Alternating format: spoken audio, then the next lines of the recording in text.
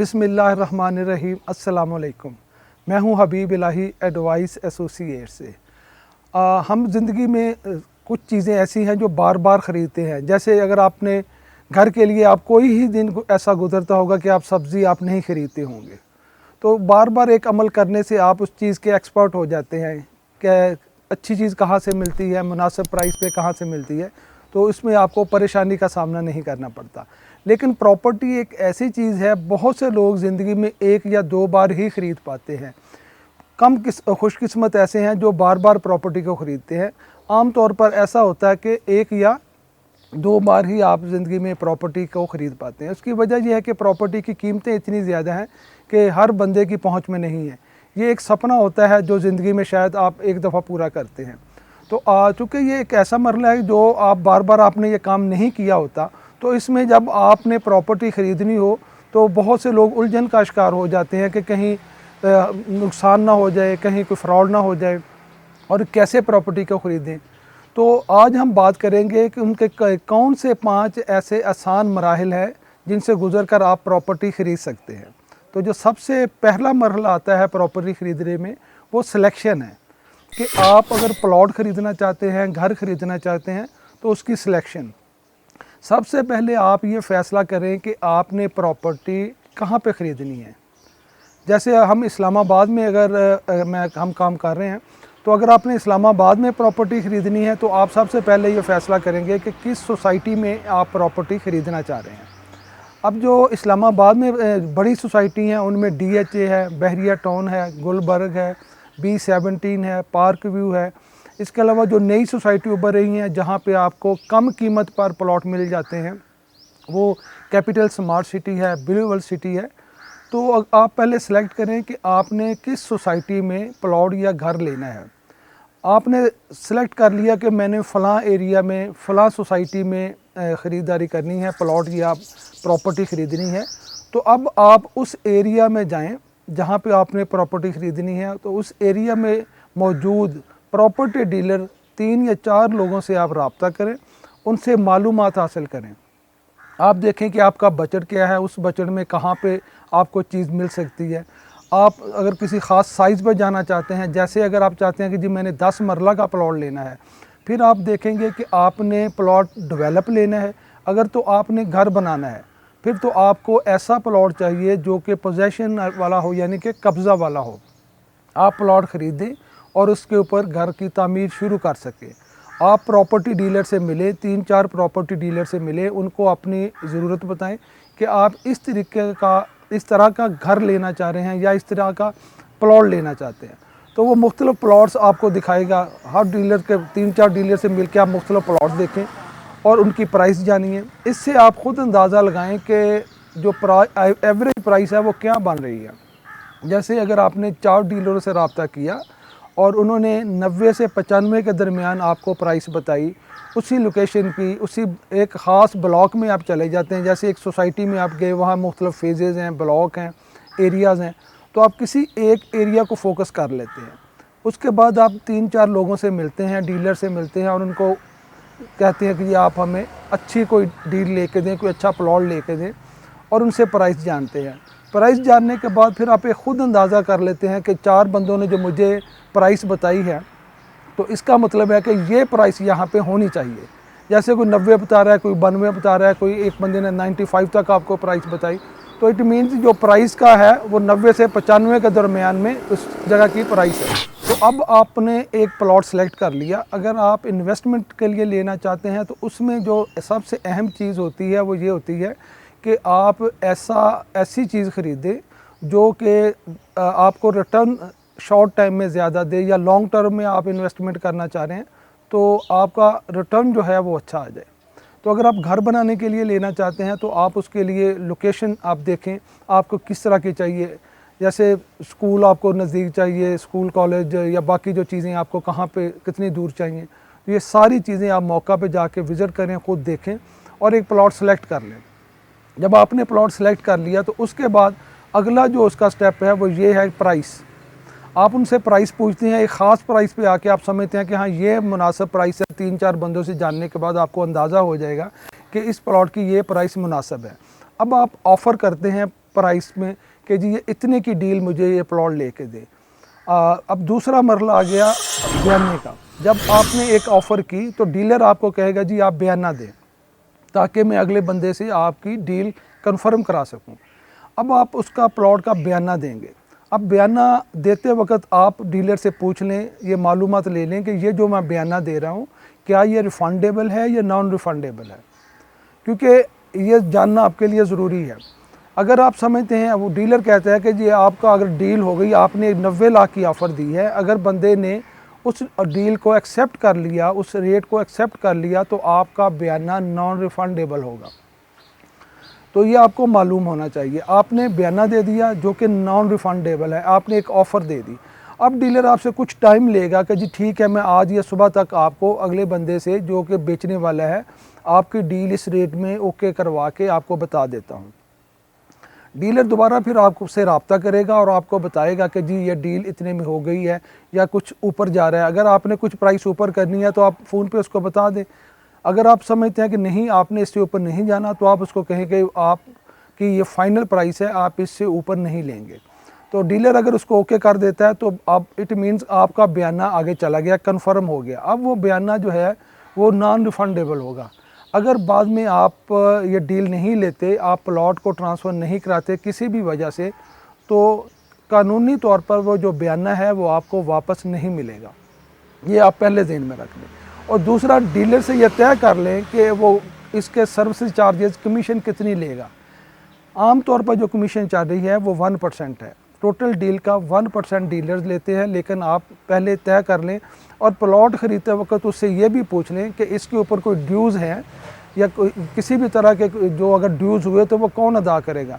अगर प्लॉट के ऊपर कोई भी ड्यूज़ हुए तो वो जो उसका मालिक होता है, पहले जो बेचने वाला होता है, उसने अदा करने होते हैं। लेकिन जो ट्रांसफ़र फ़ीस के अखराजात हैं वो ख़रीदार ने देने होते हैं। ये तमाम बातें आप फिर भी उससे ज़रा डीलर से एक दफ़ा तय कर लें और पूछ लें। अब आपने बयाना दे दिया, बयाना देने के बाद एक्सेप्टेंस है कि वो जो बयाना आपने दिया अगले बंदे ने उसको एक्सेप्ट कर लिया या नहीं। अगर उसने एक्सेप्ट कर लिया तो इट मीन्स कि आपका जो है डील आपकी हो गई है, आपका प्लॉट का उस एग्रीमेंट हो गया है। अब आप जब बयाना देते हैं तो बयाना के लिए आप जो आपका टर्म एंड कंडीशन उसके साथ तय पाई हैं, बेहतर है कि आप उसका एग्रीमेंट ले लें, इनवाइस ले लें, जिसके ऊपर वो प्लॉट की प्राइस लिखी हो, आपके बयाने की रकम लिखी हो और ट्रांसफ़र की डेट लिखी हो कि आपने किस दिन वो प्लॉट ट्रांसफ़र करवाना है।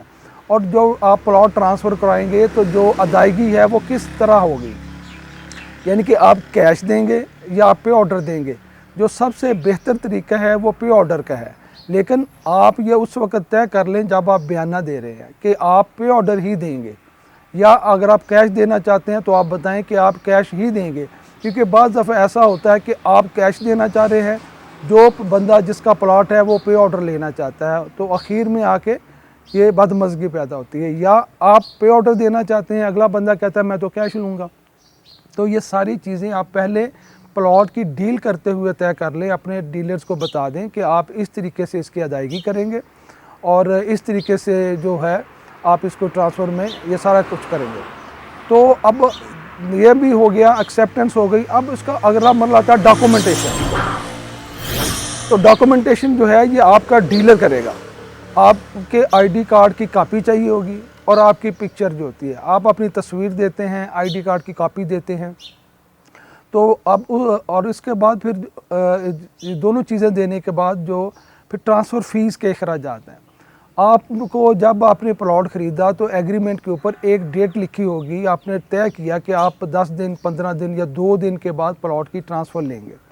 अब जो डीलर आपका है वो वहाँ से डॉक्यूमेंट्स तैयार करवाएगा, आपके आईडी कार्ड की कॉपी और आपकी तस्वीर लेके, और इसके ट्रांसफ़र फ़ीस के चार्जेस जो होते हैं वो जमा करवाने पड़ते हैं। उसमें बेहतर ये होता है कि जिस दिन आपकी ट्रांसफ़र हो उससे पहले आप ट्रांसफ़र के अखराजात जो हैं अपने डीलर्स को दे दें।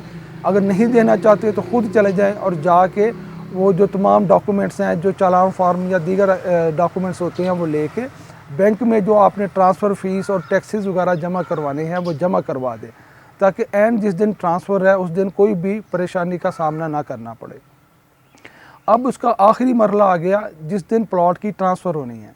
तो उस दिन आप एक दिन पहले कोशिश करें कि अगर आपने पे ऑर्डर के ज़रिए जो है अदायगी करनी है तो आप पे ऑर्डर बना लें, और पे ऑर्डर की जो फ़ोटो कापी है वो अपने एजेंट को भेज दें, अपने डीलर्स को भेज दें कि ये मैंने पे ऑर्डर बना लिया है, और उसको बताएं कि कल जो आपने टाइम दिया है उस टाइम के ऊपर मैं बर वक्त पहुँच जाऊँगा। आप अपने डीलर को कहें कि आप जो सेलर है उसको टाइम पर बुला लें जिस दिन ट्रांसफ़र हो, और आप भी टाइम पर पहुँचें और ट्रांसफ़र का जो है वो ताकि मरहला शुरू हो। उसके लिए आपको सोसाइटी के ऑफिस में जाना होता है। आपका जो डीलर्स होता है उसने तमाम डॉक्यूमेंट तैयार किए होते हैं, और जो बेचने वाला होता है सेलर है वो भी अपनी फ़ाइल और डॉक्यूमेंट के साथ वहाँ आया होता है। तो वहाँ पे वो फ़ाइल जो होती है वो आपका डीलर या उस अगला डीलर जो है वो सबमिट कर देगा, और जो डॉक्यूमेंट सबमिट होंगे उसके बाद आपको आपकी बारी आती है, आपको टोकन दिया जाता है, और आप अपनी बारी पे आके ट्रांसफ़र ऑफिसर के सामने पेश होते हैं। अब आखिरी मरहला आ जाता है ट्रांसफ़र का। ट्रांसफ़र वाले दिन आप वहाँ पे ट्रांसफ़र ऑफिसर के सामने पेश होना होता है, दोनों ने, सेलर ने और परचेज़र ने। आप जो उसने रेडी किए होते हैं, और जो बेचने वाला है वो ओरिजिनल डॉक्यूमेंट के साथ वहाँ आया होता है, तो उसकी जो फ़ाइल होती है वो वहाँ पे सबमिट हो जाती है, और आपके जो डॉक्यूमेंट्स तैयार की होती हैं वो भी सबमिट हो जाते हैं। तो एक फिर आपको टाइम दे दिया जाता है, दोनों को ट्रांसफ़र ऑफिसर एक टाइम देता है। उस टाइम के ऊपर सबसे पहले जो बेचने वाला है उसको बुलाया जाता है, वो वहाँ पे डॉक्यूमेंट्स के ऊपर साइन करता है। साइन करने के बाद फिर जो ख़रीदार है उसके साइन लिए जाते हैं और उसकी तस्वीर ली जाती हैं, और उसके बाद ये दोनों के तस्वीर और सिग्नेचर होने के बाद ट्रांसफ़र का जो मरहला होता है वो मुकम्मल हो जाता है, और उसके बाद ट्रांसफ़र की जो रसीद है वो इशू कर दी जाती है। लेकिन अब देखना है कि आपने अदायगी कहाँ पे करनी है पेमेंट की। आम तौर पर ये होता है कि जब कॉल हो जाती है फ़ाइल, वो साइन के लिए बंदे को बुलाया जाता है, तो उस वक्त वो आपसे रकम की अदायगी का कहते हैं। तो आप पे ऑर्डर बना के लेके आए हैं वो आप उसकी एक साथ फ़ोटोकॉपी भी करवा के लेके आएँ, और उस वक्त पे ऑर्डर जो है वो अपने डीलर्स को दें। अगली जो पार्टी है, जो ख़रीदार है, उसको देने के बजाय आप अपने डीलर को पकड़ाएँ और उससे रिसीविंग लें जो आपने पे ऑर्डर लिया है फ़ोटोकॉपी के ऊपर। उस पे लिखें कि अगेंस्ट फ़लाँ प्लॉट नंबर आपने ये पे ऑर्डर उसको दिया है, और इसके नीचे डेट और सिग्नेचर लेकर रिसीविंग अपने पास रख लें, उसको पे ऑर्डर दे दें, और वो जो पे ऑर्डर है वो उस अगले बंदे को खुद डिलीवर करेगा साइन होने के बाद। तो साइन का मरहला मुकम्मल हो गया, आपने रकम दे दी, तो अब ट्रांसफ़र की जो रसीद है वो सोसाइटी आपको दे देगी, और इस रसीद के बाद तकरीबन 30 डेज़ के बाद दोबारा फिर आपको आना पड़ेगा अलॉटमेंट लेटर लेने के लिए। तो ट्रांसफ़र तो उस वक्त मुकम्मल हो गई थी, रसीद आपको मिल गई थी, लेकिन अलॉटमेंट लेटर जो है ये तकरीबन 30 डेज़ के बाद आपको मिलता है। तो उस वक्त आप ओरिजिनल ID कार्ड और वो ट्रांसफ़र रसीद साथ लेके आते हैं, और आपको अलॉटमेंट लेटर मिल जाता है।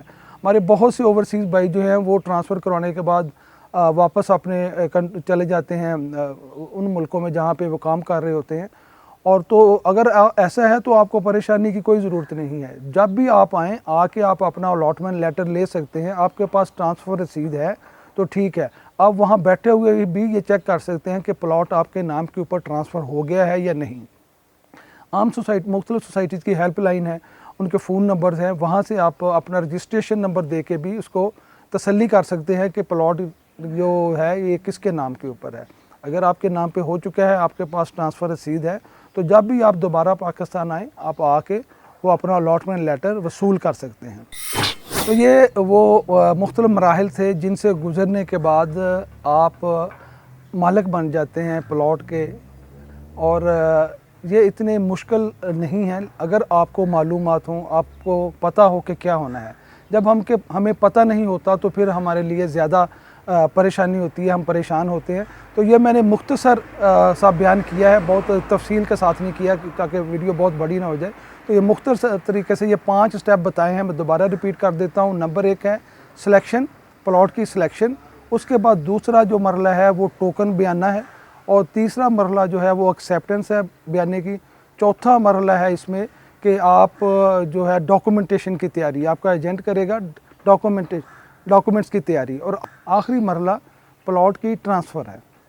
प्लॉट की ट्रांसफ़र हो गई, उसके बाद आपको डॉक्यूमेंट्स मिल गए, अलॉटमेंट लेटर मिल गया। और अगर आपने घर बनाना है तो अलॉटमेंट लेटर मिलने के बाद फिर आप अप्लाई करते हैं पोजेसन के लिए, पोजेसन के बाद फिर आप मैप के लिए अप्लाई करते हैं, और मैप बनने के बाद फिर आप अपने घर की कंस्ट्रक्शन शुरू कर सकते हैं। मुझे उम्मीद है कि आपको ये वीडियो अच्छी लगी होगी। इसका मकसद सिर्फ आपसे मालूमात शेयर करना था उन दोस्तों से जो कि पहली दफ़ा प्रॉपर्टी ख़रीदना चाहते हैं या उनका कोई अजीज़ प्रॉपर्टी ख़रीदना चाहता है, तो ये उनके लिए मालूमात है। मज़ीद भी अगर तफसील से कुछ जानना चाहते हैं तो आप मुझसे रब्ता कर सकते हैं। ये मेरा फ़ोन नंबर है, तो आप मुझसे रब्ता कीजिए। अगर कोई और भी आपको मालूमात चाहिए तो इंशाअल्लाह ताला मैं कोशिश करूँगा कि आपको वो मालूमात दी जाएँ। ये जो मेरा फ़ोन नंबर है, ये इस पे व्हाट्सएप भी मौजूद है।